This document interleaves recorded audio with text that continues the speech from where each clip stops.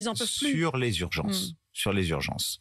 Mon établissement public, l'hôpital, le centre hospitalier universitaire de Nice, il y a encore 6 ans, 7 ans, était à peu près à 600 000 urgences par jour. Nous avons passé les 1 million d'urgences par jour.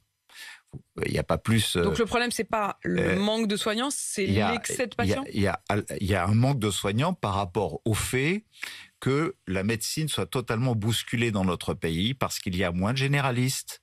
Vous savez, il y avait la désertification rurale médicale, puis dans les petites villes, les villes moyennes, et aujourd'hui on commence à le voir dans les quartiers des grandes villes. Ça veut dire que des initiatives doivent être prises pour essayer d'y pallier. Je prends l'initiative aujourd'hui de bâtir des maisons de santé dans les quartiers qui servent justement de tampon avec l'hôpital public. Et vous mettez qui dans les maisons de santé ? La médecine de ville. J'y mets des généralistes qui n'arrivent plus, parce qu'ils ont trop de charges, à faire face à la tenue de leur propre cabinet, avoir une secrétaire, etc. Nous allons y mettre des généralistes, des kinés, des dentistes, des infirmiers et des infirmières, etc., etc.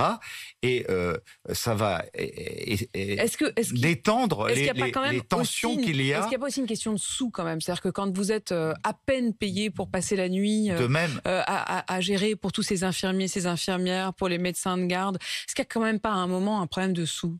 Il y a des problèmes de sous à tous les niveaux.